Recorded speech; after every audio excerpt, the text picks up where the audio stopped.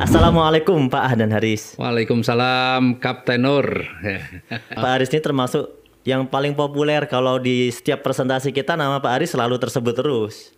Karena ada di flip chart ya. Ada di flip chart, betul. Ada di flip chart ya, dan ada di slide presentasi. Iya. Pak Haris ini memang salah satu tokoh inspiratif kalau menurut saya. Pak Haris ini seorang pengusaha ya, tapi mau bergabung ke bisnis direct selling. Iya. Nah, itu kan sesuatu yang menjadi nilai tambah tersendiri, karena kebanyakan kalau orang cerita tentang bisnis direct selling bercerita tentang kesengsaraan. Misalnya mantan apa dulu sengsara. Nah, Pak Haris ini malah dulunya pengusaha. Benar, Pak Haris itu dulunya emang pengusaha. Ya, pengusaha, tapi terpaksa awalnya sih sebenarnya. Jadi gini, Pak Nur, jadi saya ini kan memang terlahir bukan dari keluarga yang cukup secara ekonomi ya, tapi kalau kasih sayang cukup. Cuma secara ekonominya ya pas-pasan lah. Karena saya ini memang dari SMA itu sudah mulai mandiri. Bahkan untuk sekolah, untuk biaya sekolah pun saya dulu jualan ikan hias. Di rumah kebetulan ada sedikit halaman kosong yang saya piara ikan hias waktu itu. Itu sekolah apa? SMA waktu itu. SMA. Ya. Jadi sudah mulai sejak SMA itu sudah mulai bagaimana mencari uang gitu ya, apalagi setelah kuliah gitu. Jadi kondisi awal SMA kuliah itu sebenarnya kondisi keluarganya bukan kondisi yang atau pengusaha atau punya itu bukan. Jadi bapak saya ini memang wira swasta, tapi wira swasta untuk kategori sukses jauh dari kata sukses. Kemudian ibu saya ini guru SD. Ya kita tahulah kehidupan guru SD, berapa penghasilan guru SD, apalagi orang swasta kalau nggak sukses ya kecil-kecilan begitu ya.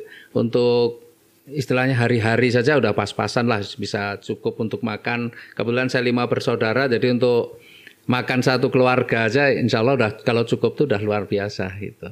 Pak Haris nomor berapa? Kebetulan saya nomor 1. Ya. Nomor 1. Jadi memang semacam punya PR berarti pikirannya ini. Iya. Jadi justru karena saya nomor 1, memang saya benar-benar saya harus bagaimana bisa meringankan beban orang tua waktu itu begitu. Ya. Kemudian perkembangan usahanya gimana tuh Pak? Kan dari SMK, SMA ya, kemudian kuliah. Ya, jadi kalau usaha saya ini banyak banget, nah artinya usaha dalam rangka mencari uang ya. Waktu saya kuliah, saya juga ngumpulin fotokopi. Jadi kalau dosen ngasih tugas yang harus perlu difotokopi ya saya bagian koleksi, mengkolek lah. Teman-teman yang mau fotokopi, saya carikan fotokopi yang bedanya cuma dulu 12,5 ya, 15 rupiah saya carikan yang 12,5. Jadi ada selisih 2,5 rupiah, tapi kali berapa itu dulu. Terus kemudian ya dalam perkembangannya saya ini sebenarnya kecelakaan nih Mas Nur. Jadi saya ini pernah jadi fotografer ya, fotografer wisuda yang motret-motret dijual itu. Nah, ini gara-garanya sebenarnya waktu itu saya ditanya oleh teman kuliah saya, "Res, kamu bisa motret enggak?" Ya karena nanyanya di hadapan orang banyak, pantang bagi saya untuk mengatakan tidak, kan malu juga gengsi. Saya bilang, bisa lah, masa motret begitu aja nggak bisa. Padahal demi Allah saya pegang kamera aja belum pernah sama sekali. Ya. Nah waktu itu beberapa hari kemudian saya kira itu hanya pertanyaan biasa saja. Tapi beberapa hari kemudian ya teman saya tidak nanya ke saya, "Besok kamu ada acara enggak?" Saya nggak ada acara. Akhirnya teman saya datang ke rumah sudah bawa kamera SLR, bukan kamera pocket ya, kamera SLR. Zaman dulu udah bawa kamera gitu ya. Ada filmnya udah disiapin, masih pakai film, bukan digital kan. Belum pernah megang Pak? Belum pernah pegang sama sekali. Saya mau megang aja nggak berani waktu teman saya, ini besok aku ada disuruh mintain tolong untuk motret. Dan saya kebetulan besok nggak bisa, benar-benar nggak bisa. Aku minta tolong sama kamu ya, ini dipotretin nih kameranya, ini filmnya. Saya mau pegang aja nggak bisa. Tapi saya udah terlanjur, saya bilang nggak ada acara. Terus mau ngomong apa lagi ya sudah gitu. Ya akhirnya ya udahlah siap saya bilang. Tapi saya udah mikir bagaimana nih caranya. Cari-cari cara nih. Akhirnya saya inget-inget teman saya dulu yang bisa motret siapa. Wah ketemulah itu teman SMA. Saya datengin dia, saya minta tolong sama dia. Akhirnya yang motret dia, bukan saya. Tapi hasilnya kemudian saya serahkan ke teman. Tapi Pak Haris ikut kan? Ikut nemenin? Ikut nemenin. Tapi sama sekali saya nggak pegang kamera, yang motret teman saya. Jadi selesai acara, saya serahkan itu filmnya ke teman saya dan dicetak hasilnya bagus. Senang teman saya. Nah suatu ketika datang lagi dia nanya, ada acara lagi nggak? Besok ada acara nggak? Saya bilang nggak ada acara. Tapi itu beberapa bulan kemudian ya. Terus dia datang lagi, aku minta tolong. Bayangan saya minta tolong teman saya lagi kan. Beres, saya pede. Tapi ternyata teman saya nggak bisa. Teman saya benar-benar nggak bisa. Saya paksa nggak bisa. Waduh, ini saya udah kehilangan cara bagaimana. Akhirnya saya diajari aja. Kalau motret begini aja lah. Paling nggak jarak 3 meter, kurang lebih. Diafragmanya 5,6, udah jepret aja udah. Akhirnya orang itu foto pernikahan itu ada yang ya diajarin cuma jarak 3 meter. Kalau fotonya keluarga banyak kan saya mundur, tapi tetap saja di sini tetap 3 meter. Wah, hasilnya berantakan. Berantakan. Dan disitulah teman saya tuh kecewa berat sama saya. Alasan saya pusing saya, tapi pusingnya bukan pusing penyakit, pusing pikirin ini. Ngatur diafragmanya, ngatur jarak saya nggak bisa, pusing pas garap itu kan. Nah, terus? Nah, ya singkat cerita teman saya kena klaim lah, saya nggak ngerti itu. Tapi beberapa lama kemudian terus ya, saya diajakin motret yang tidak berisiko katanya. Ya udah motret apa wisuda, pas kebetulan ada wisuda. Nah diajak motret wisuda. Disitulah saya benar-benar belajar fotonya di situ. Akhirnya saya sempat jadi tukang foto. Kemudian saya pikir waktu saya wisuda itu, motret wisuda itu yang paling rajin beli foto itu orang luar Jawa. Orang Sulawesi, orang Kalimantan tuh, wah kalau beli foto kadang-kadang fotonya kelihatan separuh aja dibeli sama mereka. Oh jadi datang ke tempat-tempat wisuda itu ya? Ya asal motret itu? Asal motret terus dijual tuh loh, dipajang gitu lah. Iya. Nah itu. Jadi itu termasuk belajar usahanya itu? Awal-awal itu, justru awal-awal di situ. Terus kemudian saya berpikir begini, kalau orang luar Jawa saja senang beli foto, apalagi orang luar negeri. Nah, saya mulai karena kebetulan di Jogja ini kan wisatawan banyak. Nah, sama-sama motret langsung jual kan, saya foto aja orang asing, orang Belanda lah, orang Jerman, pokoknya orang yang datang ke Jogja pas ke objek wisata, ke Borobudur, ke Prambanan, ke Keraton, saya foto aja, saya jual. Ternyata karakter-karakter orang-orang luar negeri ini beda-beda. Yang paling demen foto, paling senang foto itu ternyata orang Asia, khususnya orang Jepang, orang Taiwan. Kalau orang Eropa ini kalau fotonya nggak bagus, nggak mau, dia nggak ambil. Tapi orang Jepang, orang Taiwan, wah jelek-jelek dikit tetap diambil. Akhirnya saya spesialis motret tamu Jepang, tamu Taiwan di Borobudur dan Prambanan. Mulai rutin berarti ya? Ya dari situlah kemudian berkembang lah. Akhirnya kemudian saya coba kembangkan di Bali. Nah di Bali saya ketemu. Berarti panjang itu perjalanan foto ini? Oh panjang. Akhirnya saya punya foto studio dan sebagainya lah. Itu dari foto. Dan dari foto juga. Pas punya foto studio masih kuliah Kak? Saya masih kuliah waktu itu. Makanya kuliahnya nggak selesai-selesai. Sampai sekarang nggak dapat ijazah. Kebanyakan mikirin duit. Iya, jadi saya sempat punya studio. Dulu di Jogja, satu-satunya yang bukan pribumi, tapi ya orang Jawa lah bahasanya gitu, yang punya mesin cetak itu ya saya. Yang lain rata-rata ya mereka-mereka yang sudah inilah. Kalau yang orang benar-benar orang Jawa gitu. Orang Jawa ya yang saya punya dulu. Usaha cetak mesin cetak foto itu itu Pak Adan Haris. Nah, itu dulu sempat seperti itu. Itu berarti masih di usia-usia kuliah atau udah lepas kuliah itu punya usaha foto studio itu? Foto studio sebelum punya mesin itu masih kuliah, tapi pas punya mesinnya saya sudah nggak kuliah. Udah nggak kuliah. Terus kemudian banyak sih sebenarnya usaha, termasuk saya ini waktu itu sambil merintis karena waktu foto-foto wisuda ini kan terus saya ada sedikit uang, saya buka jadi nyewain angkringan kalau di Jogja ini. Angkringan tahu ya? Yeah. Nah, nyewain angkringan. Tempat makan itu kan? Iya, yang disewain apa gerobaknya? Nyewain gerobak angkringan. Ya terus macam-macam lah sebenarnya banyak banget. Nyewain gerobak itu berarti Pak Aris bikin? Saya bikin. Ya karena saya ada uang sedikit-sedikit, kemudian saya lihat kan banyak teman-teman saya di kampung ini yang nganggur. Nah, saya buat gerobaknya, mereka sewa gitu ya. Mereka sewa, kemudian makanannya itu orang-orang sekitar tuh saya suruh buat makanannya untuk store di situ. Jadi yang nyewa gerobak ini dia sebenarnya cuma jualan minumannya aja. Tapi makanan kan di store sekitar. Di storein ya? Ya itu pemberdayaan masyarakat lah bahasanya. Sebenarnya udah mikirin dari dulu tuh seperti itu saya. Bagaimana memberdayakan banyak orang. Ya, saya sampai punya waktu itu 8 angkringan. 8 angkringan ya. Sewanya per hari 2.000 dan dalam 1 minggu saya hanya tarik untuk 6 hari. Jadi yang 1 hari free silahkan gitu ya. Itu per hari 2.000 gitu. Cuma 8 Pak, enggak nambah. Nah, waktu itu sebenarnya saya pengen perbanyak. Cuma akhirnya ya karena masih muda ada sebutan yang panggilan yang kadang-kadang membuat saya ini ya nggak pede lah, juragane angkringan gitu ya kesannya.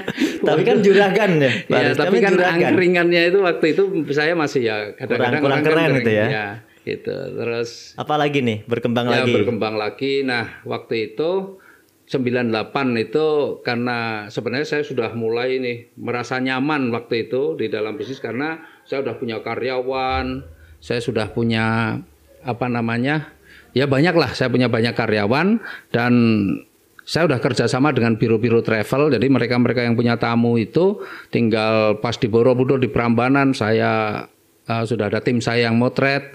Kemudian bahkan bukan hanya foto, termasuk videonya. Akhirnya saya juga berkembang karena saya buka di Bali juga. Dan saya mendapatkan kepercayaan dari salah satu travel di Bali yang tidak punya cabang di Jogja untuk menghandle tamu mereka yang ke Jogja. Nah, saya tidak dapat apa-apa selain dapat komisi. Jadi kalau tamunya itu di Jogja, ya saya ngurusi semuanya. Tapi ketika mereka belanja, saya dapat komisinya. Itu tahun berapa kira-kira? Ya itu tahun 96-97. Ya itu luar biasa sebenarnya karena komisi dari art shop itu besar. Jadi waktu itu sebenarnya Mas Nur kalau bicara rezeki ya tahun-tahun segitu mungkin saya penghasilan antara 1 sampai 2 juta per hari. Sementara saya gaji karyawan masih Rp45.000 sebulan. Gitu. Jadi bisa dibayangkan itu. Nah, saya berpikir bahwa waktu itu ya kehidupan seperti ini atau rezeki seperti ini akan mengalir terus. Bakal jalan terus. Tetapi ternyata 98 kan ada reformasi itu. Yeah. Sehingga Pak Harto turun dengan gejolak kan. Sehingga tidak ada lagi tamu asing yang datang ke Indonesia berkurang. Jadi habis bahkan bukan. Jadi waktu itu penghasilan saya bukan berkurang tapi habis berhenti penghasilan saya. Karena dari tahun 98 itu kan ya. Iya, waktu itu berhenti. Sudah nggak ada lagi kan. Nah, saya kemudian selama 2 tahun dari 98 sampai tahun 2000 itu sampai 99 1 tahun itu saya dengan gaya kehidupan yang sama. Itu hanya mantap itu, makan tabungan benar-benar saya. Nah, tahun 2000 saya mencoba handicraft, saya mencoba furniture tapi gagal. Nah, 2001 saya mulai dengan sisa-sisa uang yang saya punya, saya buka toko handphone. Tahun 2001. Ya, itu termasuk di sana gede nggak kalau di Jogja waktu itu, Pak? Awal memulai ya disitulah sebenarnya saya punya utang pertama sih. Jadi setelah saya buka toko handphone, waktu itu kan yang namanya kartu perdana itu kan harganya mahal banget. Harganya bisa sampai ya tergantung nomor cantik atau enggak kan gitu ya. Jadi harganya luar biasa, paling murah 400.000 tapi bisa sampai jutaan. Nah pas awal-awal uang saya investasikan di situ, baru berapa hari ya kebobolan, akhirnya habis. Nah disitulah saya kemudian baru mulai utang kebobolan pertama. Itu pencurian. Ada pencuri masuk ya, ada pencuri masuk. Counter ya, kayak counter handphone. Nah tapi ya disitulah akhirnya saya punya utang pertama kali dan ya saya jalankan usaha ini akhirnya berkembang juga. Bahkan saya menjadi distributor handphone di Jogja, ya tidak bisa dibilang terbesar enggak, tapi distributor handphone di Jogja ya lumayan besar lah. Dan waktu itu akhirnya saya juga malah ditunjuk jadi Ketua Paguyuban Pengusaha Seluler Jogja. Ketua Paguyuban Pengusaha Seluler. Iya, Jogja. Ya karena saya jadi distributor di situ gitu ya. Nah, cuma waktu itu kan memang saya distributornya handphone yang black market. Nah, handphone black market. Nah, sehingga pas waktu itu juga sempat black market dilarang, akhirnya berhenti lagi kan. Gitu. Tapi waktu itu sih sebenarnya sebelum berhenti saya sudah mikir. Jadi distributor handphone itu sangat berbeda dengan kehidupan saya yang sebelumnya. Kehidupan saya sebelumnya cenderung di pariwisata lah bahasanya begitu. Itu free saya, banyak waktu, saya benar-benar punya banyak waktu. Bebas ya. Ya, tapi begitu saya jadi distributor handphone, saya ini justru kerjanya lebih keras daripada karyawan. Artinya karyawan belum datang, saya udah datang karena saya ngecek stok handphone dan sebagainya. Karyawan sudah pulang, saya juga masih ngecek lagi. Jadi hasilnya lumayan sih, hasilnya lumayan. Cuma waktu itu saya mulai berpikir bahwa saya ini sebenarnya menciptakan penjara untuk diri saya sendiri. Meskipun diberi hasil yang besar, tapi kebebasan saya seperti nggak ada.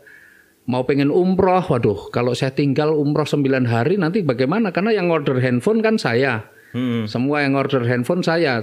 Karyawan saya nggak ada yang bisa ngorder. Karena khawatir juga kalau dia ngorder nanti bisa ngorder sendiri kan. Iya, kalau ketahuan channelnya, juga kan? Ngerti caranya. Nah, itu. Nah akhirnya saya merasa aduh ini kok kayaknya saya harus mencoba yang lain gitu. Nah waktu itu usaha baru lagi. Jadi kontraktor. Kontraktor ya. Jadi saya sempat jadi kontraktor, bahkan jadi ketua asosiasi kontraktor di Jogja. Jadi gitu instan gitu aja Pak? Ya kalau pengusaha ini kan tidak perlu pinter. Jadi enaknya sebenarnya kalau jadi pengusaha itu tidak perlu pinter. Tapi kalau jadi karyawan harus pinter. Harus pinter kalau jadi karyawan. Kalau karyawan harus pinter, pengusaha nggak perlu pinter. Karena saya nggak bisa apa-apa juga kan. Tapi saya bisa. Jadi kontraktor yang penting ada orang-orang yang pinter yang saya manage kan. Akhirnya saya bisa punya proyek macam-macam dan sebagainya. Akhirnya malah ditunjuk jadi ketua. Nah, jadi kontraktor. Nah, cuma sekali lagi di kontraktor itu juga ini satu-satunya usaha yang orang tua saya nggak setuju. Kontraktor itu. Ya, alasannya apa? Jadi bapak saya melihat bahwa dunia konstruksi, ya mohon maaf nih, dunia konstruksi itu apalagi yang proyek-proyek pemerintah ya identik banyak permainan-permainan yang ada di situ. Jadi kalau kita benar-benar mau bersih begitu ya sulit.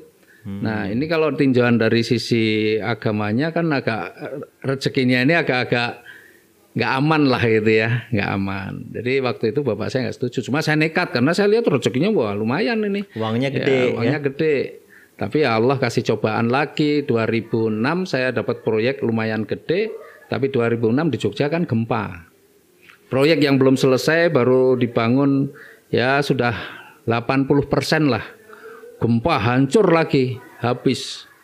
Nah waktu itu memang dari pemerintah janjinya ada eskalasi, artinya ada penyesuaian harga. Tapi ternyata nggak ada sehingga saya harus bangun lagi mulai dari nol padahal harga materialnya lebih mahal, tenaga kerjanya lebih mahal.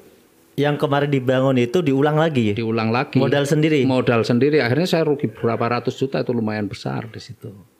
Itu. Nah, disitulah momentum saya mikir yang lain lagi. Jadi pengalaman resiko ini bermacam-macam. Betul. Ya, mulai pikir lagi dapat lagi Pak. Akhirnya saya coba di properti. Ya, itu. Dan ya banyak sih kalau usaha-usaha yang lain-lain sih banyak gitu ya di properti. Terus kemudian yang saya sempat ambil juga franchise restoran. Ya itu usaha yang saya yang terakhir sih sebelum kemudian saya kenal PT Best ini. Ya saya terakhir adalah punya usaha restoran. Ambil franchise. Ya. Masih jalan nggak? Udah saya tutup sejak 2018. Terakhir ketika saya kan kenal PT Best Februari 2018. Restorannya udah tutup di bulan ya lepasnya bulan November 2018. Berarti masuk PT Best dulu sebenarnya ya? Masuk PT Best dulu karena sudah yakin hasilnya di sini luar biasa, sudah saya tinggalkan yang lain gitu. Ya itu perjalanan bisnis ya atau usahanya Pak Aden Haris mungkin banyak teman-teman kan yang pengen tahu sebenarnya. Ini Pak Haris ini pengusaha beneran atau enggak gitu kan? Atau jangan-jangan cuma buat branding seorang pengusaha biar keren gitu kan? Dan ternyata memang pengalamannya luar biasa gitu. Sehingga mungkin Pak Haris. Nah, jadi pertanyaan kedua nih. Jadi kenapa bisa tertarik dengan PT Best? Kan begitu kan? Ya. Jadi begini. Ya, kebetulan waktu itu saya itu kan ya dari tahun 2001 yang tadi saya cerita mulai di handphone dan sebagainya sampai saya punya restoran itu pun saya punya utang nggak lunas-lunas. Sebenarnya masih punya utang. Masih punya sampai utang. 2018. Ya, sampai 2018. Jadi bahasanya begini. Keahlian saya itu nambah hutang. Saya kurang punya keahlian lunasi hutang gitu ya. Ganti usaha tapi malah nambah utang. Iya pas tambah hutang. Dan memang sebenarnya karena dulu saya juga aktif di organisasi dan di organisasi itu organisasi pengusaha ya. Itu kan memang kadang-kadang kita ini justru aneh berlomba-lomba hutang. Jadi kalau kita punya utang masih sedikit itu diejek. Pengusaha utangnya sedikit tuh belum layak kayaknya belum dipercaya bank gitu kan. Nah jadi semakin besar hutangnya itu semakin bangga. Nah itu dulu perlombaan banyakan hutang pemahamannya gitu ya. juga waktu dulu masih beda ya. Kalau beda. sekarang kan arahnya kan gimana nggak punya utang. Kalau dulu masih keren-kerenan punya utang. Karena dulu itu saya sempat mendapatkan pelajaran namanya hutang itu mulia. Ada pelajaran hutang itu mulia. Ada seminarnya malah. Iya, hutang ada itu seminarnya. mulia. Iya. Karena dari hutang itu ada bunga, dan bunga itu bisa untuk gaji karyawan. Berapa orang karyawan mereka yang bisa hidup dari hutang kita kan gitu. Nah, bahkan dulu juga ada yang bilang juga bahwa hutang itu sebenarnya rezeki yang dipercepat. Ya, belum saatnya punya tapi sudah bisa punya kan, rezekinya dipercepat. Belum saatnya punya mobil bisa udah punya pakai mobil kan, rezeki dipercepat gitu ya. Nah itu jadi waktu itu nggak mikir bahwa tentang dosa riba dan sebagainya. Ya, yang penting dalam utang. Nah, kemudian saya kenapa tertarik ya waktu itu sebenarnya secara tiba-tiba saya tidak kenal sebelumnya, saya dimasukkan di satu grup WA. Grup WA. Judulnya Solusi Bebas Riba. Nah, dari judulnya saya nggak ngerti. Waktu dimasukin saya nggak ngerti, tapi saya pas buka handphone itu sudah ada satu grup WA, tapi chatnya udah banyak banget. Udah rame gitu ya. Udah banyak isinya ya. Loh kok ada masuk ini apa? Nah, dari judulnya saya udah tertarik dulu, Solusi Bebas Riba. Karena saya juga ngalami kadang-kadang pusing juga kita punya utang nih kalau giliran bayar. Kebetulan saya juga udah mikir nih, saya ini kayaknya kerja ini apa yang saya dapat cuma habis buat bayar utang lagi. Kapan saya bisa nikmati gitu kan. Nah, terus kemudian saya lihat di situ ada 2 video waktu itu. Yaitu video yang pertama, video ibu-ibu ya Bu Lilis ya, Bu waktu Lilis itu ya. Waktu itu pertama, dalam waktu 2 bulan sudah dapat Fortuner, dapat Mobilio, keterangannya di situ, dan Haji Plus. Wah ini keren banget, 2 bulan bisa dapat segitu. Waktu itu kan bayangan ya Fortuner ya sekitar 500 juta, Mobilio waktu itu ya anggaplah totalnya 800-an juta lah ya. Dalam waktu 2 bulan. Ini usaha apa ini 2 bulan bisa dapat segitu banyak. Kemudian dulu ada anak muda yang masih mahasiswa dari Palembang, 1,5 bulan dapat Mobilio. Nah saya ini usaha restoran saya yang modalnya miliaran, itu sebulan paling 80 juta. Itu modalnya beneran miliaran Pak? Miliaran. Karena saya pakai namanya saja udah bayar 1 miliar untuk 10 tahun. Franchise nama itu. Itu hanya dapat surat kertas perjanjian saja berhak menggunakan nama itu selama 10 tahun. Setelah itu masih ada lagi? Loh tempatnya segala macam perlengkapannya kan belum termasuk itu. Berarti berat ya jadi pengusaha ya kalau pakai cara-cara itu gitu. Iya. Nah itu. Ya sebenarnya franchise sih saya pernah, franchise pendidikan juga pernah, tapi nggak berhasil juga. Bimbingan belajar. Iya. Pernah. Saya pegang tuh wilayah Sulawesi Selatan dulu, tapi ya nggak berhasil lah kalau itu. Pak Aris kan di Jogja. Ya, tapi kan yang masih terbuka di di Sulawesi Selatan waktu itu. Jadi saya namanya di sana ya. Enggak, artinya yang masih dibuka untuk kesempatan untuk menjadi waktu itu istilahnya master franchise itu di Sulawesi Selatan ya. Saya ambil yang Sulawesi Selatan. Itu, tapi ya nggak berhasil lah kalau itu. Terus kemudian yang restoran nih 1 miliar untuk 10 tahun. Bayangin berarti 1 tahunnya 100 juta itu hanya untuk nama loh ya. Kalau ibarat orang balikin modal kan, hanya untuk coba bayangin. Nah, balikin modalnya butuh waktu lama itu. Saya modal miliaran aja per bulan 80-an juta. Ini ada bisnis kok kayaknya modalnya kecil banget, itu 2 bulan sudah 800 juta, ini bisnis apa gitu. Makanya saya apalagi ada mahasiswa juga 1,5 bulan udah dapat Mobilio. Ya jujur aja kita ini tertariknya di situ kan. Makanya saya lihat mahasiswa kan berarti kan anak baru lah ya. Anak baru, mahasiswa itu identik teman-temannya mahasiswa nggak punya duit kan begitu ya. Iya betul. Nah makanya saya lihat admin yang masukin saya siapa. Oh saya lihat, terus kemudian fotonya saya lihat. Wes keren juga nih pakai jas, pakai dasi gitu. Nah saya japri, saya ajak ketemu. Ternyata orang Gresik. Nah karena saya ngebet ya sudah kita atur pertemuan di bandara aja, udah janjian ketemu di bandara. Akhirnya sepakatlah ketemu di bandara, waktu itu saya sampai jam 2 dan saya udah beli tiket pulangnya 6:30 malam. Nah ketika saya sampai di sana, ternyata habis hujan itu. Dah saya nunggu di rumah makan yang ada di bandara. Nah sampai jam yang dijanjikan memang belum datang.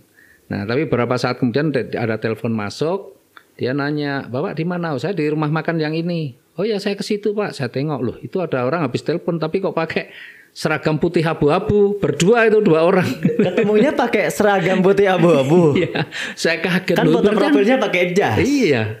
Nah, ternyata dia dari sekolah, pulang sekolah. Buru-buru Pak, buru-buru itu. Berdua sama temannya.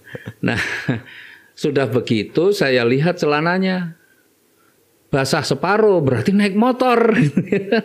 Coba bayangin jauh-jauh, saya membayangkan ketemu orang yang luar biasa. Ternyata yang saya temui anak SMA, ya. Datang pakai pesawat ya. Saya bayangkan dia sukses, ternyata dia main naik motor, udah. Saya sebenarnya down waktu itu, waduh, salah saya ini ketemu orang itu. Akhirnya saya tanya, dan menurut saya sih waktu itu ya apa yang saya tanyakan tidak mendapatkan jawaban seperti yang saya harapkan lah, intinya begitu. Tapi yang Pak Haris lihat dari anak ini apa?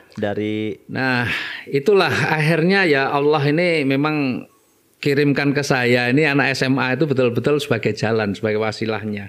Karena ketika ketemu anak SMA sebenarnya saya ini nggak mau ambil keputusannya sebenarnya. Cuma waktu itu saya pikir, saya waktu aktif di organisasi ya dulu, kebetulan di HIPMI gitu, saya ini sering diminta waktu itu kan menjamur tuh LPK itu kan menjamur dulu banyak sekali. Nah saya ini sering dimintain tolong untuk ngisi salah satu materinya yaitu kewirausahaan. Nah, jadi saya sering provokasi kan, wah, jadi orang tuh jangan mikir apa-apa harus lulus besok cari kerja, tapi bagaimana menciptakan lapangan kerja. Anak kan, muda gitu ya. jadi pengusaha gitu ya. Saatnya sekarang itu juga berpikir ke sana. Dulu jadi provokator begitulah. Nah, faktanya sekarang di hadapan saya ini ada anak SMA yang lagi mulai usaha.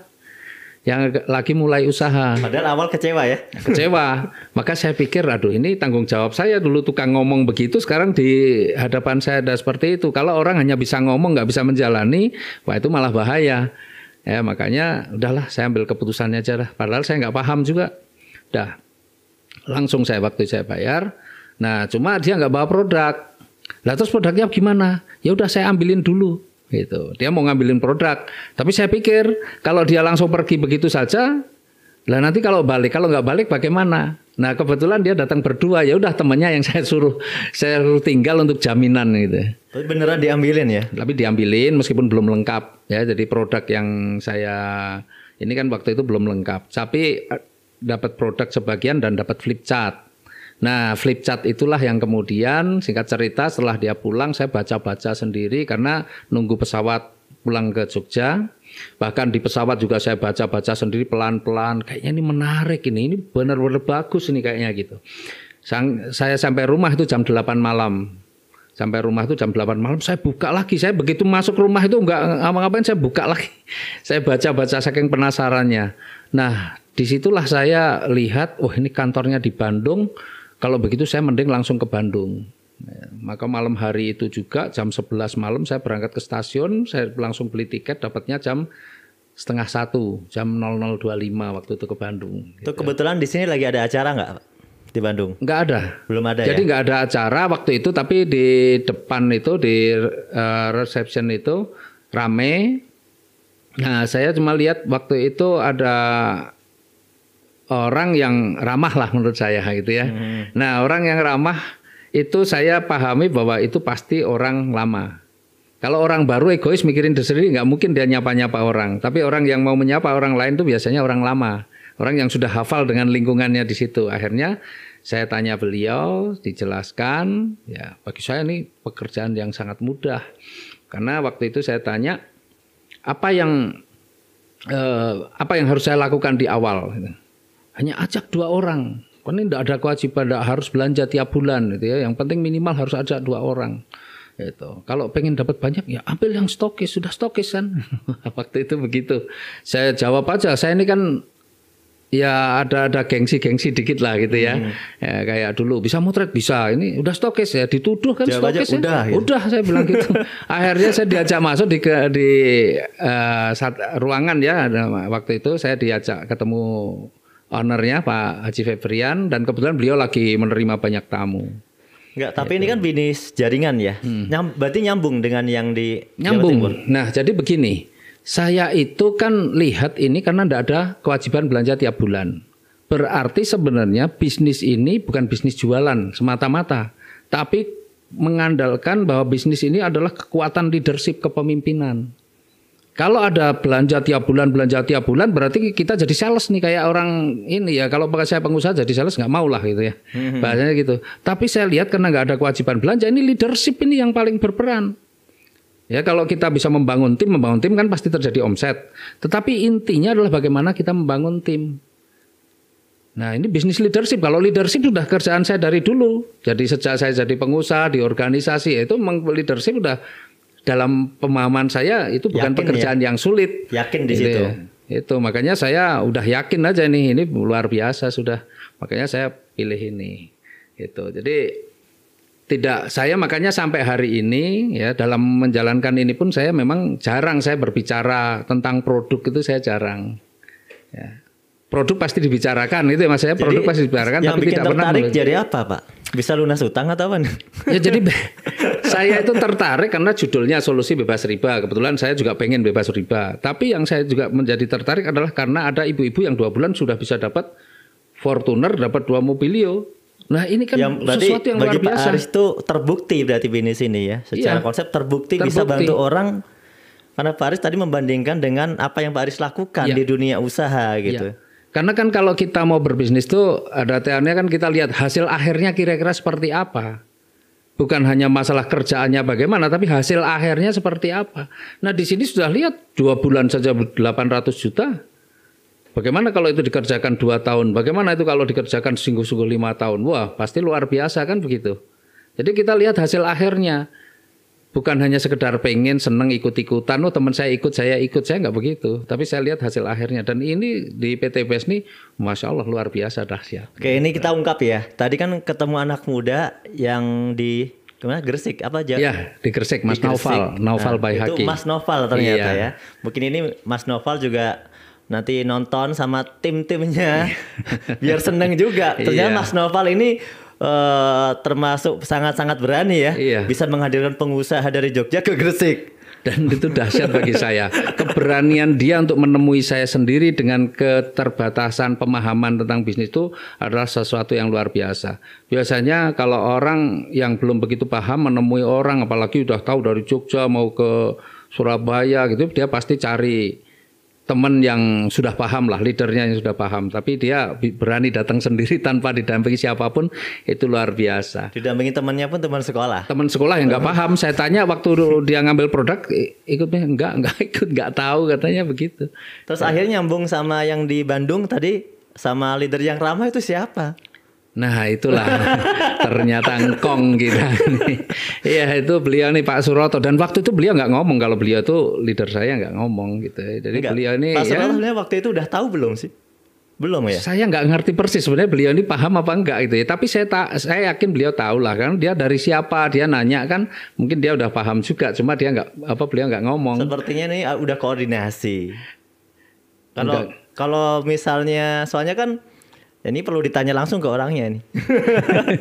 Soalnya kok kebetulan sekali ya, Mas Naufal kan kebetulan ini juga timnya Pak Suroto kan di sana. Kebetulan Pak Aris ke Bandung ketemunya Pak Suroto. Waktu itu nggak sengaja kan, nggak cari Pak Suroto kan? Oh itu skenario Allah di situlah. Karena saya ke Bandung juga nggak ada rencana kan. Saya tiba-tiba kan saya dari Surabaya langsung ke Jogja, langsung berangkat ke Bandung. Langsung Bandung lagi. Jadi nggak pakai jeda waktu lah istilahnya gitu terusan. Jadi ya itulah skenario Allah untuk pertemukan saya dengan PT BES. Tapi dilihat dari cerita itu Pak Aris ini niat banget ya, ngejar-ngejar orang ke Gresik, kemudian ke Bandung lagi. Ini kan kayak orang yang ngebet gitu. Kalau saya lihat dari cerita.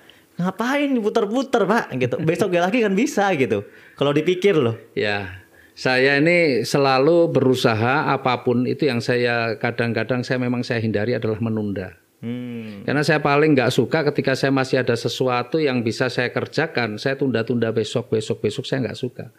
Karena ya akhirnya membuat saya tidak nyaman sendiri. Jadi saya harus tuntas nih apa yang pengen saya tahu, harus kalau bisa saya selesaikan secepatnya. Apa yang bisa saya selesaikan secepatnya. Makanya apalagi kan sekali lagi kenapa saya ngebet ya karena saya tahu hasil akhirnya kira-kira luar biasa. Dari flip chart yang saya baca itu saya lihat wah ini pekerjaan super gampang. Kalau sampai orang nggak sukses, waktu itu pun saya sudah mikir ini kalau seperti ini pekerjaan super gampang, benar-benar super gampang. Karena begini. Di organisasi saya biasa mengkoordinir orang yang mana orang-orang itu saya koordinir dan dia tidak dapat apa-apa dari situ. Mau kerja bakti kan di organisasi kan kerja bakti kan, kita koordinir dia untuk kerja bakti loh, bahkan kadang-kadang malah nyumbang keluar duit, itu aja bisa. Lah ini bagaimana mengkoordinir orang yang orang itu kalau mau dikoordinir artinya dia juga mendapatkan hasil, dan hasilnya bukan kecil, hasil yang luar biasa besar. Jadi ini sebenarnya bagi saya ini pekerjaan yang luar biasa, mudah bagi saya. Karena apa? Nggak ada jualannya itu tadi. Tapi kalau misalnya ada kewajiban tiap bulan harus belanja sekian, mungkin saya nggak ambil keputusan. Langsung malas gitu ya? Saya memang nggak akan ambil keputusan kalau itu. Karena ya bagi saya itu satu pekerjaan sendiri yang ya bukan keahlian saya gitu. Itu. Nah, kemudian setelah Pak Haris ini memutuskan bergabung, nah kabarnya kan Pak Haris ini sangat cepat prestasinya. 2 bulan aja sudah bisa dapat kalau nggak salah dua Pajero. Nah, itu gimana itu caranya Pak? Ya, jadi karena saya paham ini hasilnya luar biasa, maka saya harus perjuangkan itu dengan sungguh-sungguh. Saya memang selalu punya target. Jadi kalau apakah apa yang saya kerjakan ini memang betul-betul bisa membawa perubahan untuk saya atau tidak, maka saya all out. Seandainya dulu saya kerjakan ini, saya paling 2 bulan, 3 bulan nggak ada hasil, mungkin saya langsung ambil keputusan ya dan tidak, terus atau tidak. Jadi saya nggak mau ketika ngambil keputusan santai-santai, jalan santai-santai. Saya membuang-buang waktu yang model begitu.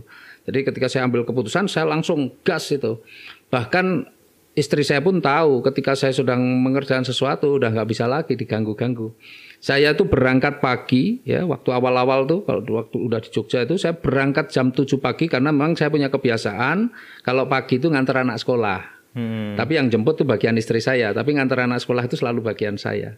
Nah saya ngantar anak sekolah, habis ngantar anak sekolah itu udah saya all out, saya kerjakan ini. Dan saya baru pulang kadang-kadang jam 11 malam. Itu hampir tiap hari saya lakukan terus. Ya, keliling berarti ya? Keliling ketemu gitu. Nah karena saya waktu itu nggak keliling sih. Tapi saya karena di Jogja itu ada restoran yang 24 jam. Jadi saya habis nganter anak saya sekolah, nah saya udah nongkrong tuh di restoran itu. Nongkrong gitu aja? Tapi sebelumnya, sehari sebelumnya saya kan sudah buat janji. Oh, tinggal nungguin aja. Saya udah telepon dulu, besok kita pagi-pagi ya kita sarapan ya jam 7:30. Nah itu ya 2 orang 3 orang teman-teman nih. Akhirnya ketemu di situ sambil sarapan. Nanti saya udah buat janji lagi. Jam 10 nanti ya ketemu ya di sini ya rumah makan yang sama, ngopi-ngopi. Jam 12 kita makan siang lah, udah lama gak ketemu, makan siang, sore ngopi-ngopi, makan malamnya ngopi-ngopi lagi gitu bahasanya. Kerjanya nungguin orang aja. Cuma nongkrong di situ terus, tapi orang pada datang pulang, ada yang datang lagi pulang, ada datang lagi. Sisi gitu. Positifnya punya teman banyak Pak Harisnya. Ya, alhamdulillah lah. Perjalanan jadi pengusaha tadi relasinya lumayan ya. Jadi sebenarnya setiap orang itu pasti punya banyak teman. Cuma apakah bagaimana hubungan dia dengan temannya tergantung banyak track record selama perjalanan pertemanan itu. Karena kalau selama berteman mungkin dia nggak pernah merugikan, selalu berbagi dengan orang lain, insya Allah track record kita bagus. Sehingga kita juga akan mudah mempengaruhi teman-teman yang lain. Tetapi kalau track record kita nggak bagus kan, memang di bisnis, apalagi bisnis jaringan, ini track record itu sangat penting banget. Ya, image citra diri kita ini kan sangat penting. Maka itulah yang harus kita bangun gitu ya. Termasuk di PTBS ini saya sangat berusaha membangun citra diri yang positif gitu. Mungkin ini nyambung dengan pertanyaan saya selanjutnya. Bagaimana cara Pak Haris ini membina timnya? Ya. Iya kan? Cara Pak Haris membina timnya sehingga timnya sekarang kan luar biasa lah. Semua orang tahu lah. Ya, tim sahabat karib ini kan. Iya. Nah tapi saya belum tanya nih tentang ini ya, tentang karib ini. Iya. Ini baru sekitar 1 bulan apa 2 bulan. Iya. Setiap acara-acara saya lihat pamflet itu ada tulisannya karib. Kok timnya Pak Haris nih brandingnya karib ya? Sebelum saya tanya ke strategi, mungkin saya tanya tentang karib dulu Pak. Ini karib sebenarnya apa ini Pak? Karib ini kan sebenarnya sesuatu yang bukan asing lah untuk di PTBS ya. Karena kan kita lihat, saya ini melihat bahwa PTBS ini visinya membantu umat bebas hutang riba. Iya betul. Betul kan ya, membantu umat bebas hutang riba itu artinya visi yang luar biasa ini. Visinya itu dunia akhirat. Dunia akhirat, orang punya riba ini dunianya nggak aman, akhiratnya terancam. Ya, artinya visinya yang luar biasa. Nah, saya pengen mengembalikan kepada teman-teman itu bagaimana dia bekerja menjalankan usaha bersama PTBS ini sesuai dengan visi PTBS, yaitu bantu umat bebas hutang riba. Karena selama ini ya saya melihat banyak teman-teman itu yang mengerjakan dengan cara yang berbeda. Artinya dengan cara kayak sales jualan. Bukannya nggak boleh, jualan boleh, sah saja berniaga begitu. Tetapi kan kita ada pepatah bukan pepatah lagi lah. Ya. Kalau kita tanam tanam padi, pasti tumbuh rumput. Tapi tanam rumput belum tentu tumbuh padinya kan, betul kan? Betul. Nah, kalau kita ngajakin orang bebas hutang riba, pasti terjadi omset. Karena orang yang pengen bebas hutang riba mau nggak mau harus belanja produk, berarti ada omset kan? Tapi kalau kita hanya jualan, bisa jadi pertanyaannya banyak, belum tentu terjadi penjualan, ya. Apalagi kalau penjualan pun hanya 1 box 2 box, itu kan nggak mempengaruhi banyak berpengaruh dalam bisnis kita. Dan juga kalau kita bicara bebas riba, itu kan sebenarnya bicara akhirat. Kalau kita pikir akhirat kan dunia mengikuti. Iya. Bahasanya kan begitu. Maka ketika kita ngajak orang bebas hutang riba, maka ya omset itu pasti terbangun. Jadi sebenarnya di bisnis PTBS ini konsepnya adalah betul-betul bagaimana kita orang-orang yang terlibat di dalamnya ini kembali pada visi dari PTBS, yaitu bantu umat bebas hutang riba. Nah tentunya untuk bisa seperti itu harus mulai apa yang kita ucapkan, apa yang kita lihat itu harus sama. Makanya saya buat Karib, komunitas anti riba. Karib itu komunitas anti riba. Nah, komunitas anti riba ini kan kalau kita sudah masuk di komunitas anti riba, kalau ditanya kegiatannya apa? Oh, saya aktif di komunitas anti riba. Kan enak nih. Berarti kita setiap saat ketemu orang ngomongnya riba. Nah, perkara kita yang ketemu petani, misalnya ketemu petani nih, ya petani kan juga punya utang. Tidak harus ngomong produk dulu. Ngomong tentang hutang, bebas hutang riba. Ngomong sama guru, ngomong sama tentara, ngomong sama karyawan swasta, ngomong dengan pengusaha. Ya sama saja ngomong tentang riba. Makanya PTBS membuat produk yang banyak itu memang tidak membuat kita suruh jadi sales jualan produk-produk begitu. Tapi artinya supaya kita mengajak bebas hutang riba itu ketemu siapapun bisa. Di semua segmentasi produknya nyambung. Ketemu petani, kita punya eco farming. Ngajakin bebas hutang riba, misalnya orang-orang yang senang kecantikan, kita punya produk kecantikan kan gitu. Artinya produk-produk yang kita disiapkan oleh PTBS ini variatif, bermacam-macam itu supaya misi kita untuk membantu umat bebas hutang riba itu ketemu semua segmen itu tetap bisa nyambung gitu. Jadi sebenarnya sahabat Karib ini ya. Orang-orang yang terlibat di dalam komunitas anti riba ini sebutannya adalah sahabat Karib. Ini sebenarnya menyatukan dengan bahasa visi dari perusahaan. Ya. Biar satu frekuensi. Ya. Biar nyambung terus gitu ya. Jangan sampai meleset-melesetnya ke situ. Jadi bantu umat bebas hutang riba. Menarik ini, perlu kita duplikasi ya buat mitra-mitra semuanya. Nah, saya kembali ke sebelumnya tadi tentang cara membina mitra atau tim. Pak Adhan Haris, bagaimana nih Pak dengan tim yang sebesar ini? Kan mereka pastinya berawal dari mungkin latar belakang beda-beda. Kemudian kadang-kadang pemahaman bisnisnya juga beda-beda. Bagaimana cara Pak Haris ini membina tim ini biar sesuai dengan yang Pak Haris harapkan? Iya. Makanya gini, menurut saya membuat grup itu namanya hebat sebenarnya. Hebat. Tim hebat. Tim hebat. Ya, tim hebat. Namanya hebat itu berarti unggul dan sebagainya. Itu ada dari nama saja punya makna. Tetapi di balik nama hebat itu juga ada maknanya lagi. Hanya itu humble. Harus rendah hati.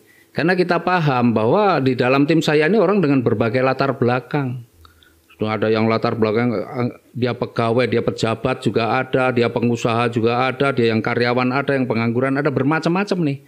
Ini kalau kita tidak bisa satukan mereka masih terbawa dalam kebiasaan-kebiasaan mereka sebelumnya, ya susah untuk bisa sukses di usaha ini.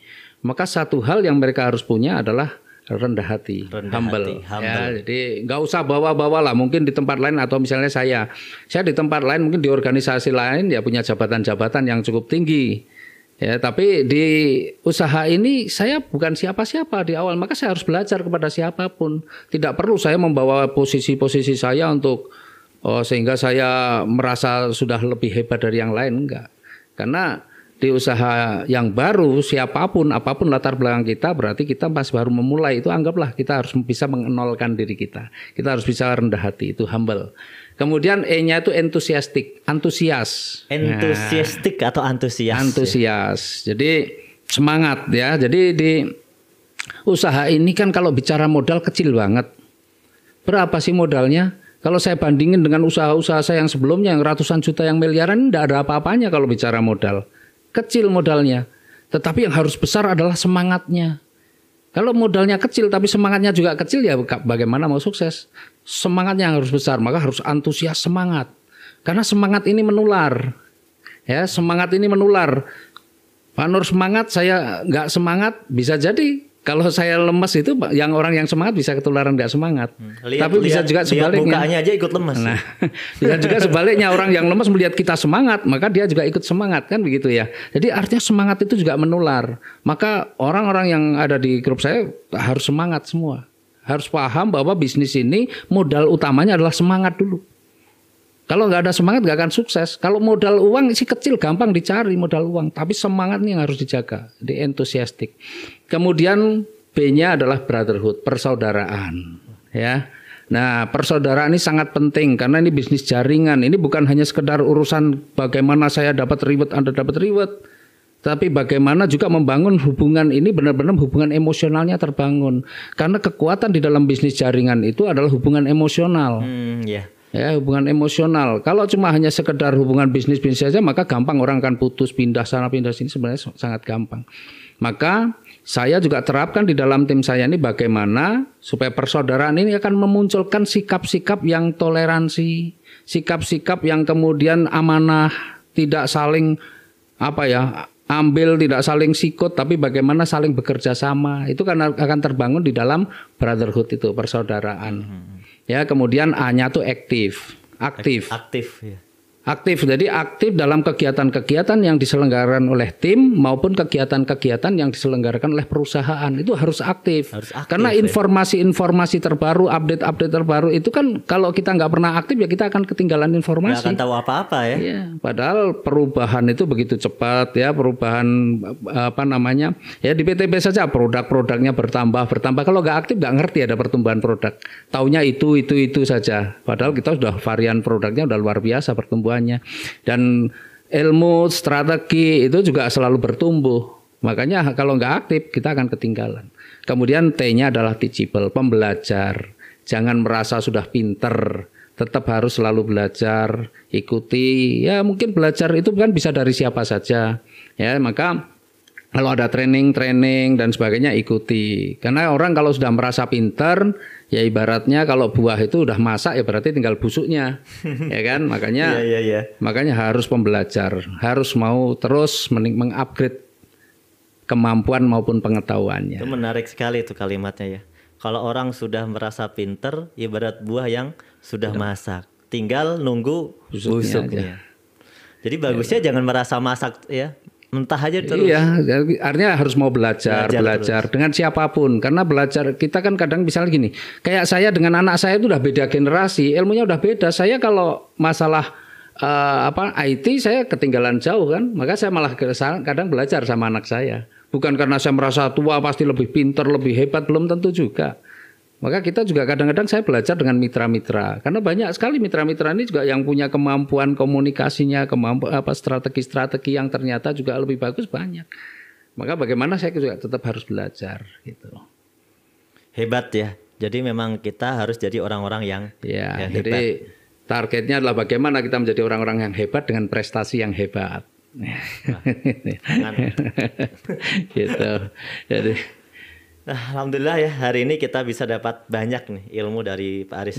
Mungkin ada satu dari hebat tadi yang perlu diperkuat lagi nih buat teman-teman. Bagaimana kira-kira pesan dari Pak Aris ini buat teman-teman yang sedang menjalankan usaha ini? Ya.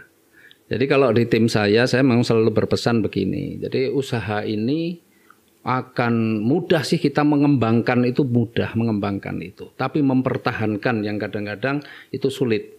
Maka salah satu cara bagaimana mempertahankan adalah membangun kebersamaan itu tadi. Brotherhood itu dari B-nya itu ada di tengah, itu kuncinya, pengikat gitu ya. Jadi bagaimana brotherhood itu benar-benar terbangun di tim saya ini. Karena untuk hancur itu ya menumbuhkan lebih mudah, tapi kalau tidak mau mempertahankan, maka kehancuran itu juga akan lebih mudah juga, semakin mudah lagi. Artinya bagaimana teman-teman di tim saya ini harus menjadi orang-orang yang amanah. Kita ini orang yang tidak pernah takut, ya, bersaing, tidak sama sekali nggak takut bersaing. Tapi kita akan lebih senang apabila semua itu bisa kita bangun bersama. Makanya saya selalu sarankan pada tim saya, kalau kita punya acara share aja ke tempat, ke semua tim, nggak ada masalah. Yang penting jaga amanah kita. Kita jangan sampai mengambil haknya orang lain. Karena moto PT BES adalah go berkah no riba. Yang kita cari adalah keberkahan rezeki. Keberkahan rezeki itu akan kita peroleh ya kalau dengan cara-cara yang baik, tidak dengan cara menzolimi orang lain. Makanya kalau Anda bukan sudah buat pertemuan, seminar, kemudian ada grup lain ikut, silahkan saja, nggak ada masalah. Tapi amanah itu harus dijaga. Jangan memanfaatkan, terus ngomong, wah Anda kalau mau ikut di sini harus ikut acara kita, harus ikut tim kita. Itu nggak boleh begitu. Ya, itu harus amanah karena salah satu keberkahan rezeki itu ada di situ. Tapi kalau kita sudah ngambil haknya orang lain, mitra undangannya orang lain, kita pengaruhi masuk kita, mungkin ribet-ribet akan kita dapat. Tapi keberkahan insya Allah juga nggak akan dapat. Dan itu udah keluar jauh dari visi dari visi dan tagline-nya PT BES, motonya PT BES. Luar biasa loh. Sebenarnya PT BES ini punya visinya, misinya, motonya ini sebenarnya dahsyat. Bahkan training-training yang diberikan juga keren ya. Salah satunya adalah SLC, itu kan sebenarnya bagaimana membangun keimanan kita dengan baik kan. Menjadi orang-orang yang benar-benar meletakkan dunia itu tidak di hati tapi di tangan. Kalau meletakkan dunia ini di hati, maka kadang-kadang orang udah mau mau sedekah aja mikir-mikir, takut, waduh, kayak kehilangan sesuatu. Kalau di tangan kan datang pergi biasa gitu kan. Nah, itu makanya di PT BES ini orang-orang yang pada berhasil kan ahli-ahli sedekah semua insya Allah. Nah, dan di training SLC ini ya harapan saya juga memang orang-orang yang terlibat di PT BES ini adalah orang-orang yang amanah, benar-benar bisa menjaga kebersamaan itu tadi, tidak saling sikut, tidak saling mempengaruhi mitra-mitra yang negatif untuk berpindah-pindah jaringan dan sebagainya. Itu yang kita harapkan dari. Meskipun memang PT BES sudah punya kode etik ya, tapi semua itu harus berawal dari setiap orang itu harus punya bekal bahwa harus amanah. Betul. Gitu ya. Jangan aturan itu ada, tapi kadang-kadang kalau niat orang-orangnya diniatkan dengan niat buruk, ya banyak cara yang dia bisa lakukan untuk mengelabui aturan. Kadang-kadang memang harta itu menyilaukan. Ya, ketika ada ribet, ada ini orang kan berlomba-lomba kejar ribet. Kadang-kadang kalau tidak dilandasi kekuatan iman yang bagus, ya segala cara akan dilakukan. Ya, nah ketika segala cara sudah dilakukan sebenarnya itu sudah melenceng, betul-betul melenceng dari visi, misi ataupun bahkan motonya PT BES. Nah itu, tapi alhamdulillah PT BES sudah punya kode etik. Nah ini tunggal bagaimana orang-orang yang terlibat ini kemudian ikut aturan yang sudah ada. Ya, tinggal bagaimana juga mungkin leader komite ini juga menegakkan kode etiknya sehingga benar-benar ada keberkahan, tidak hanya keberkahan dalam rezeki setiap orang, tapi juga PT BES ini menjadi benar-benar sarana untuk bisa membuat banyak orang berubah menjadi jauh-jauh lebih baik. Gitu. Alhamdulillah. Terakhir Pak Aris. Terakhir adalah pesan buat teman-teman yang lagi berjuang dan teman-teman yang mungkin belum bergabung di sini. Ya. Jadi begini, kalau untuk teman-teman yang belum bergabung ya sekarang tinggal pikirkan saja. Kira-kira kehidupan kita setahun, 2 tahun, 3 tahun yang akan datang itu seperti apa? Apakah impian-impian kita bisa kita wujudkan? Apakah persoalan-persoalan kita bisa kita selesaikan? Gitu. Kalau setahun 2 tahun yang akan datang, impian kita bisa terwujud, masalah-masalah kita bisa selesai, ya sudah silahkan lanjutkan saja. Tapi kalau kira-kira setahun, 2 tahun, 3 tahun yang akan datang, kehidupan kita masih seperti biasa-biasa saja, banyak impian yang belum terwujud, maka bergabunglah bersama kami di PT BES, karena insya Allah banyak sekali impian yang bisa terwujud karena di PT BES ini nikmatnya di bisnis jaringan itu kita tidak bekerja sendiri tapi bekerja bersama-sama. Dan untuk teman-teman yang sudah bergabung mungkin yang masih sedang berjuang ya berjuang teruslah. Karena ini di bisnis yang lain, di bisnis konvensional yang modalnya sudah besar, sudah miliaran sekalipun orang masih harus bekerja keras. Bukan berarti kalau ketika mereka memulai usaha dengan modal miliaran terus tinggal duduk-duduk saja, enggak. Saya juga udah buka usaha dengan modal miliaran juga masih kerja keras. Nah ini modalnya cuma kecil. Maka kalau bekerja keraslah, tapi luar biasanya bersama PT BES kerja keras kita ini dibayar sangat mahal dan kerja keras kita ini tidak perlu sampai berpuluh-puluh tahun. Insya Allah setahun, 2 tahun, 3 tahun, paling 5 tahun insya Allah kita udah bisa menikmati hasil yang luar biasa. Gitu Anwar. Ya. Terima kasih Pak Aris hari ini sudah membagi ilmu, sharing tentang perjalanan suksesnya di PT BES. Ya semoga nanti di hari-hari yang lain kita nanti bisa ketemu lagi untuk sharing lagi. Ya kalau ketemu pasti ketemu lagi untuk sharing lagi. Kita ketemu. Nah, karena tapi sebelum ditutup ini mungkin sedikit bocoran ya. Tadi kan belum saya ungkap tadi, lupa ya. Pak Aris sekarang sudah dapat berapa nih sampai edisi kali ini yang diraih? Ya sampai sekarang nih kalau nominalnya sih kurang lebih 17-an miliar lah ya, 17 miliar. Dan insya Allah sebulan 2 bulan yang akan datang ya tambah lagi lah. Kurang lebih 2 tahun ya. Kalau saya sekarang nih besok bulan Februari tanggal 22 Februari tepat 3 tahun saya. Oh, bulan Februari udah jalan 3 tahun. 3 tahun. Karena saya masuk itu tanggal 22 Februari 2018. Jadi besok 22 Februari 2021 itu tepat 3 tahun. Dan yang luar biasa, ya saya waktu masuk itu saya masih punya utang kurang lebih 3 miliaran. Ya, ngakunya pengusaha, tapi pengusaha itu identik dengan punya utang lah begitu. Tapi alhamdulillah lah, utang 3 miliar itu nggak nyampe setahun beres ya. Ya bersama PT BES. Padahal dulu sekali lagi keahlian saya itu nambah hutang. Tidak ahli sama sekali ngelunasi utang, tapi kenal PT BES sekarang ahli ngelunasi utang gitu ya. Itu luxury-nya berapa? 8 ya? Sekarang 7, mungkin insya Allah 2 bulan lagi tambah 1 lah. Bulan ini 8 ya? 8. Saya doakan Pak Aris semoga segera 10. Amin. Ya, saya doakan biar jangan 8 lah nanggung. Ya, yang bagusnya insya Allah 1-2 bulan ke depan atau lebih dikit nggak apa-apa lah 3 bulan 10 luxury. Kalau ke 8 ke 9 sih kayaknya jaraknya nggak jauh gitu ya. Yang ke 10 ini memang masih harus. Ya, tapi sebenarnya di usaha ini pokoknya kita selalu punya semangat memulai. Yang pantas itu harus punya selalu semangat memulai. Itu adalah semangat untuk bagaimana juga supaya bisa diduplikasi oleh tim kita yang lain. Gitu. Oke, amin. Terima kasih. Mari kita berikan semangat ya buat teman-teman yang lagi nonton dengan motonya PT BES ya. PT BES Go berkah no riba. Assalamualaikum warahmatullahi wabarakatuh. Waalaikumsalam warahmatullahi wabarakatuh.